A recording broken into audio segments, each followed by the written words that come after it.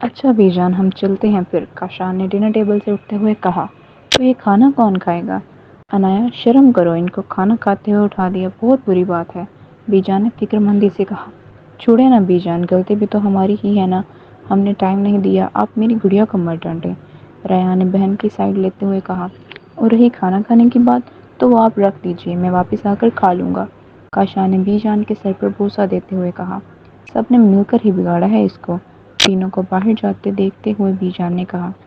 Restaurant میں کھانے کے بعد کاشان نے آئس کریم کا آرڈر دیا۔ یار ہم تو 3 ہیں تو آئس کریم کیوں 4 آرڈر کی؟ رایا نے ویٹر کے جانے کے بعد کہا۔ کیوں تجھے میں یاد نہیں ہوں کیا؟ کاشان نے انگلی کے اشارے سے خود کی یاد دہانی کروائی۔ اوہ ہاں ہاں میں تو بھول ہی گیا تھا کہ تیرا پیٹ تھوڑی ہے، یہ کنواں ہے اور وہ بھی اندھا جس میں جو کچھ ڈالو نظر ہی نہیں آتا، رایا نے طنزیہ کہا۔ دوست تم میرے ساتھ ہو یا اپنے بھائی کے؟ ریان کے مذاق پر انایا کو ہنستا دیکھ کر کاشان نے کہا۔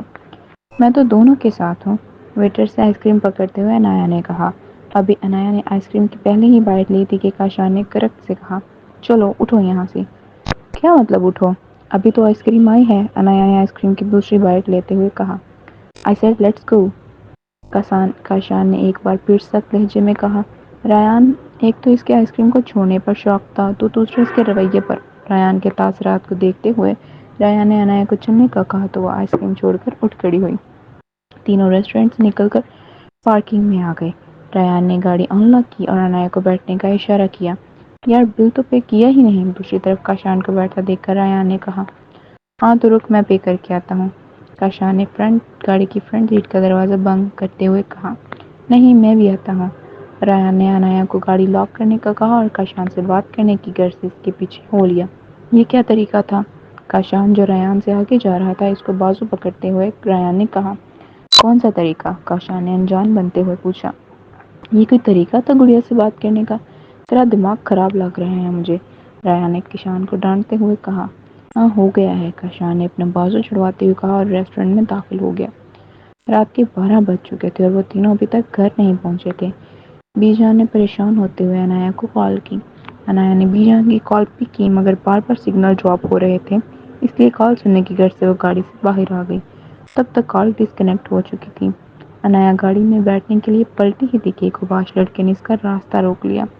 ارے کہاں جا رہی ہو جانے من، اس نے ہونٹوں پہ انگلی پھیرتے ہوئے کہا۔ آپ میرا راستہ چھوڑے بھائی، انایا نے اس کی سائڈ سے نکلتے ہوئے کہا۔ کیا بھائی؟ نہیں میری جان بھائی تو نہیں کہنا تھا، انایا کو سائڈ سے نکلتا دیکھ کر اس کی کلائی کی طرف ہاتھ بڑھاتے ہوئے اس نے کہا کہ تبھی ریان نے اس لڑکے کا ہاتھ پکڑ لیا جو انایا کے اکیلے ہونے کی غرض سے واپس آ گیا تھا۔ تیری ہمت کیسے ہوئی میری بہن کا راستہ روکنے کی؟ اس لڑکے پر گھونسوں کی بارش کرتے ہوئے ریان نے کہا۔ آئندہ یہ ہاتھ تو نے کسی لڑکی کی طرف بڑھایا تو توڑ کے رکھ دوں گا، کہتے ہوئے ریان نے اس لڑکے کا ہاتھ زور سے جھٹک دیا۔ ریان کے دیے گئے جھٹکے کی وجہ سے وہ لڑکھڑا کر زمین بوس ہو گیا۔ ریان نے اپنی اوٹ میں چھپی انایا کا بازو تھاما اور گاڑی کی طرف رخ کیا۔ ریان کا رخ بدلتے دیکھ اس لڑکے نے اٹھ کر دوبارہ سے انایا کا ہاتھ پکڑنا چاہا کہ اگلے ہی لمحے کاشان نے اس کو بازو سے پکڑ کر زمین پر پٹکا اور دوسرے لمحے فضا میں اس کی فلک شگاف چیخیں گونجی۔ اس کی چیخیں سنتے ہی ریسٹورنٹ میں موجود اس کے دوست اور باقی کے کچھ لوگ باہر نکل آئے اور انایا نے ریان کے گلے لگ کر رونا شروع کر دیا۔ لوگوں کو ریسٹورنٹ سے باہر نکلتا دیکھ ریان نے جلدی سے انایا کو گاڑی میں بٹھایا اور کاشان کو بازو سے پکڑ کر گاڑی کی طرف کھینچا کیونکہ ریان انایا کے سامنے مزید تماشا نہیں چاہتا تھا، ورنہ کاشان کے ارادے کچھ اور ہی تھے۔ اس لڑکے کے دوستوں نے ایمبولینس کو کال کی اور اس کو لے کر ہاسپٹل پہنچے۔ تقریباً آدھے گھنٹے بعد ڈاکٹر نے بتایا کہ اس کا بازو کا جوڑ ٹوٹ چکا ہے، پلاسٹر لگا دیا ہے جو تقریباً 1 مہینے بعد اترے گا۔ گڑیا جب میں گاڑی لاک کر کے گیا تھا تو آپ گاڑی سے کیوں باہر آئیں؟ گاڑی کی بیک سیٹ پر بیٹھی سوں سوں کرتی انایا کو ریان نے تقریباً ڈانٹنے والے لہجے میں کہا۔ ریان کے کہنے کی دیر تھی کہ انایا جو کاشان اور اس واقعے کی وجہ سے رو رہی تھی، اس کو رونے کے لیے ایک اور وجہ مل گئی۔ کاشان جس کو پہلے ہی انایا کے آنسوؤں سے کوفت ہو رہی تھی، اس کے آنسوؤں کو بڑھتا دیکھ کاشان نے ریان سے کہا۔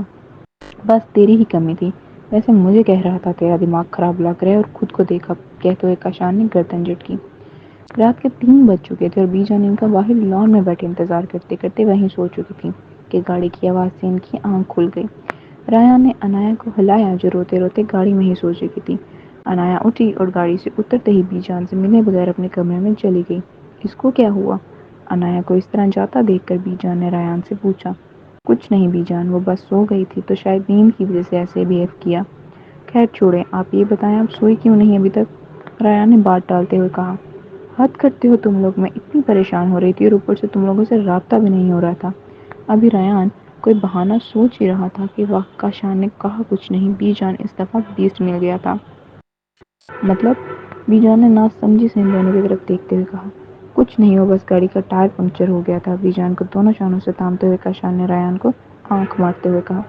تو ایٹ لیسٹ تم کال ہی کر دیتے، میں پریشان ہو رہی تھی، کاشان کے ساتھ چلتے ہوئے بی جان نے کہا۔ سوری بی جان، نیٹ ورک ایشو کی وجہ سے نہیں کر سکے، ریان نے کان پکڑتے ہوئے کہا۔ دونوں بی جان کو ان کے کمرے میں چھوڑ کر ریان کے کمرے میں آ گئے۔ کاشان کمرے میں آتے ہی بیڈ پر ڈہ گیا، جبکہ ریان آج کے ہوئے واقعے کو لے کر بالکنی میں کھڑا پریشان ہو رہا تھا۔ آ جا کے سو جا کہ تو نے جگراتا کرنا ہے۔ ریان کو بالکنی میں کھڑا دیکھ کر کاشان نے بیڈ پر لیٹے ہوئے آواز دی۔ کتنے سکون سے پڑا ہو جیسے بہت نیک کام کر کے آیا ہے۔ تو لڑاکے کاشان، اس لڑکے کا بازو توڑ کے آیا ہے تو پولیس کیس بن گیا تو بابا جان کو یا بی جان کو پتہ چل گیا تو کیا ہوگا، سوچا ہے تو نے؟ کاؤچ پر پڑا کشن کاشان کو مارتے ہوئے ریان نے کہا۔ ریان اسی طرح کا تھا، دھیمے مزاج کا، لڑائی جھگڑے کو ناپسند کرنے والا اور سب کا سوچنے والا، جبکہ کاشان خود بالکل اپوزٹ تھا، جذباتی، غصے کا تیز اور اپنے من کی کرنے والا۔ ابھی تو اسے شکر کرنا چاہیے کہ صرف بازو ہی توڑا، اس کا گردن نہیں مروڑ دی۔ اور رہی پولیس کیس کی بات تو وہ نہیں ہوگا، وہ کیس کرتے ہوئے یہ تھوڑی نہ بتائے گا کہ وہ کیا کر رہا تھا۔ رہی بات بی جان اور احمد انکل کی، تو اس کے لیے تو ہے نا میری جان، کاشان نے بیڈ کے پاس کھڑے ریان کے گلے لگتے ہوئے کہا۔ ہٹ پیچھے، مسکے نہ لگا تو اب، یہ جان جان کہہ کے تو نے ہی ایک دن میری جان لے لینی ہے، ریان نے کاشان کو پیچھے ہٹاتے ہوئے کہا اور فریش ہونے چلا گیا۔ بالکل، یہ حق بھی صرف میرا ہی ہے، کاشان نے اپنا ہاتھ جتاتے ہوئے بڑے مان سے ریان کو پیچھے سے آواز دی۔ ریان فریش ہو کر آیا تو کاشان اسی حالت میں جوتے پہنے بیڈ پر اوندے منہ سویا پڑا تھا۔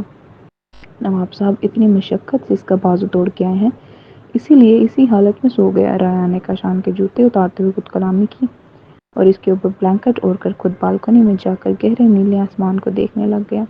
جانے من سو جا، آ کے اپنے دماغ کو آرام کرنے دے تھوڑا، کاشان نے آنکھیں بند کیے کروٹ بدلتے ہوئے ریان سے کہا۔ ریان کاشان کی آواز سن کر کمرے میں آیا تو اس کو سویا دیکھ کر مسکرایا اور خود کاؤچ پر جا کر لیٹ گیا۔ کاشان بچپن سے ہی اسی طرح کا تھا، وہ آنکھیں بند کر کے بھی بتا سکتا تھا کہ ریان اس وقت کیا کر رہا ہے، اور ریان بھی اس کی رگ رگ سے واقف تھا۔